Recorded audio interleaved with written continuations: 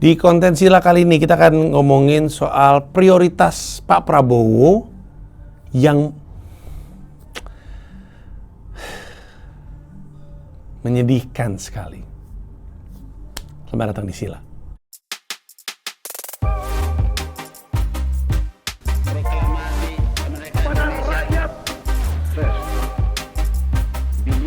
Kalau emang lu bener mendapatkan duduk dialog sama Nggak akan panjang, gue cuma pengen menyampaikan frustrasi aja. Dan sekarang udah di tahap tanggung jawab gue juga untuk menyampaikan ini, karena gue menyadari, dan ini benar, tidak dilebih-lebihkan dan tidak dikurang-kurangi. Ini benar, memang ada orang-orang di istana, di lingkar terdekat Pak Presiden yang nonton ini. Jadi anggaplah gue menyampaikan frustrasinya masyarakat Indonesia lewat video ini. Gue mau menyoroti prioritasnya Pak Prabowo yang kayaknya mesti ditegur. Lagi ada kebakaran hutan parah sekali di Kalimantan dan di Sumatera. Parah sekali. Dan tambah parah setelah publik tahu ini ternyata memang dibakar. Bukan terbakar, memang dibakar. Ada yang pengen buka lahan. Tersangkanya sudah ditangkap belasan. Tapi siapa yang menyuruh untuk buka lahan kita belum tahu. Dan mungkin gak akan pernah tahu. Pada saat bersamaan ada gempa di NTT. Flores, Manggarai kena. Dan parah sekali. Parah sekali. Di Sumatera juga ada di Agustus, ini ada banjir juga, ada kebakaran hutan juga. Walaupun sekalian mungkin nggak separah yang di Kalimantan, tapi ada bencana. Dan kalau kita pikir-pikir ya, bahkan sebenarnya korban bencana alam 2025 sepanjang Sumatera yang banjir dan longsor itu banyak banget yang masih di pengungsian, masih nggak punya tempat tinggal. Gue bisa salah, tapi di atas 100 ribuan orang masih di pengungsian. Memang udah nggak dianggap darurat lagi, tapi 100 ribu itu banyak banget, terutama di Aceh. Kalau gue nggak salah Aceh terdampak yang cukup parah. Lalu Pak Prabowo, ini per video ini dibuat, itu tadinya mau ke NTT, nggak jadi, ke Kalimantan, balik dari Kalimantan, bukannya ke NTT, malah ke kawinan, ke kondangan, karena kasesprinya nikah.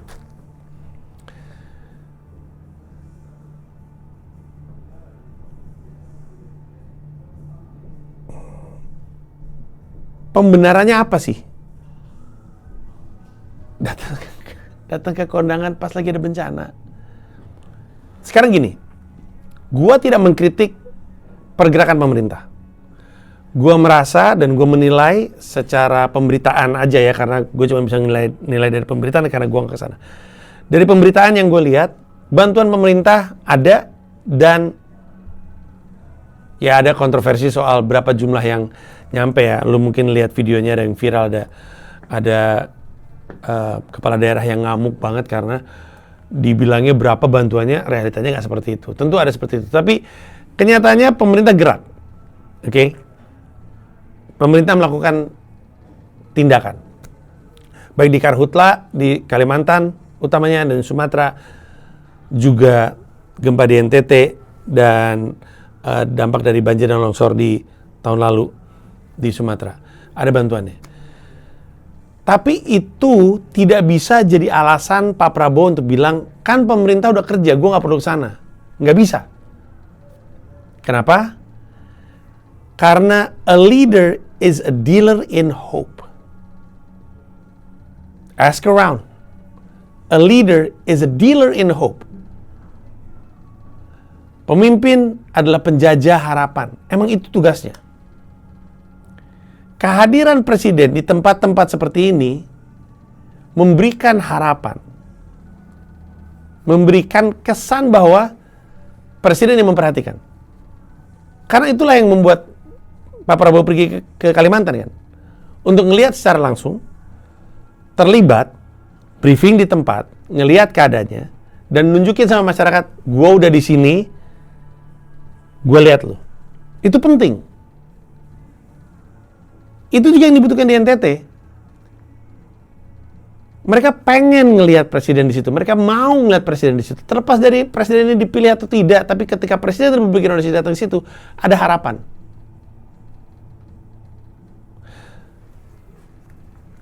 Dari skala lebih kecil aja. Gua punya yayasan namanya Pita Kuning. Yayasan Pita Kuning udah 17 tahun kalau nggak salah usianya. Dan kami bergerak untuk membantu adik-adik pasien kanker yang datang dari keluarga yang tidak mampu.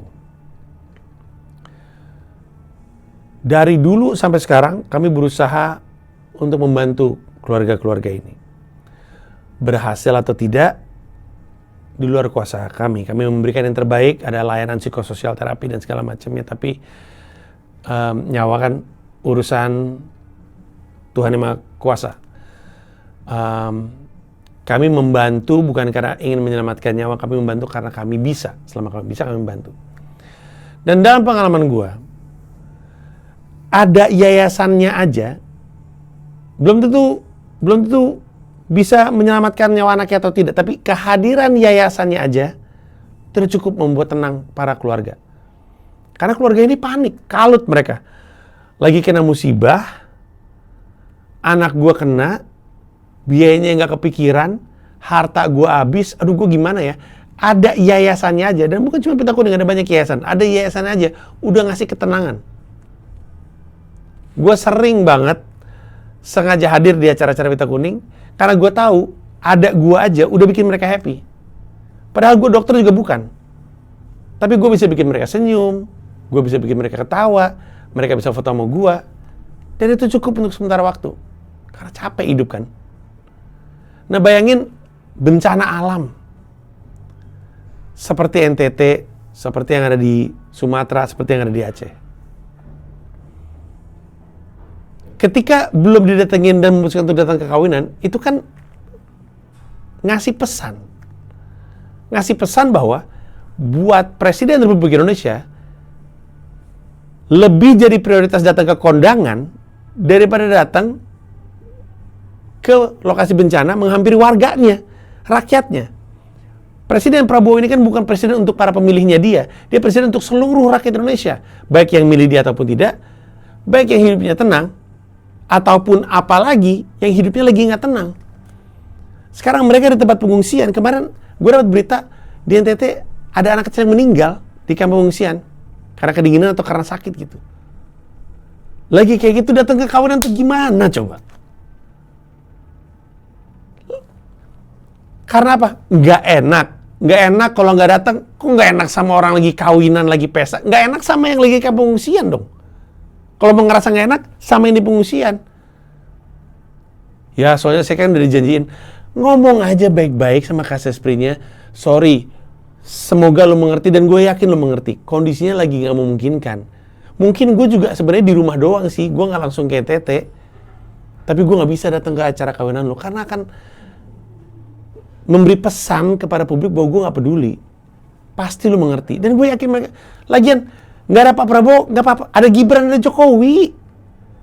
Apalah nggak ada Pak Prabowo? Iyalah, nanti bakal ketemu lagi. Tapi apa iya dia akan marah? Enggak lah.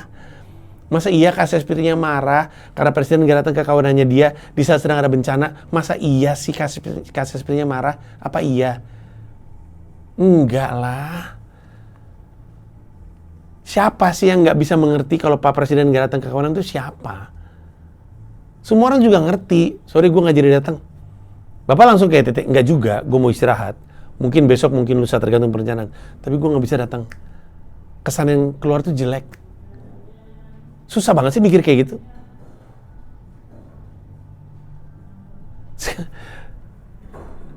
Sekarang gue jadi bertanya-tanya. Ini emang Pak Prabowo-nya nggak punya prioritas yang benar? Atau orang sekitarnya dia yang nggak punya prioritas yang benar? Tapi kalaupun yang sekitarnya nggak punya prioritas yang benar, ya masa dianya nggak punya sih? Ini bukan masalah besar atau kecil skala bencana. Ini masalahnya ada yang kena bencana. Dan ada yang lagi kondangan. Lalu Anda memutuskan untuk datang ke kondangan, bukan ke datang yang sedang mengalami bencana. Sedih nggak? Sedih nggak punya presiden yang punya masalah sama prioritas? Sekarang, kalau kita potret fenomena tersebut, bahwa dibandingin nyamperin rakyatnya, presiden lebih peduli kepada lingkar terdekatnya, bayangkan apa yang terjadi dalam skala pemerintahan di skala nasional. Pak Prabowo akan selalu mementingkan lingkar terdekatnya daripada rakyatnya. Itu pesan yang keluar. Dengan memutuskan datang ke kondangan dan bukan datangin warga yang kena bencana, kesan yang keluar adalah Presiden Prabowo lebih mementingkan lingkar terdekatnya daripada rakyatnya. Apakah ini yang terjadi di MBG? Apakah MBG adalah sebuah proyek untuk membahagiakan lingkar terdekatnya ketimbang memuaskan dan memenuhi kebutuhan rakyatnya? Inikah yang terjadi pada Kopdes? Apakah Kopdes cuma untuk memenuhi kepentingan segelintir orang ketimbang kepentingan rakyatnya?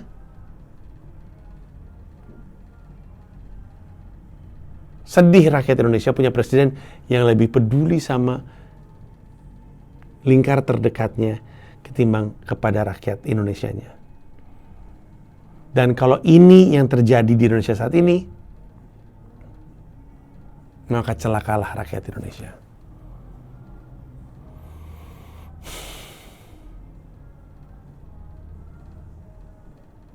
Ayo member, silakan vote. Gue sih berharap lu vote untuk rilis Frustrasi, pengen dirilis untuk umum, biar sebanyak-banyaknya orang lihat. Thank you, bye-bye.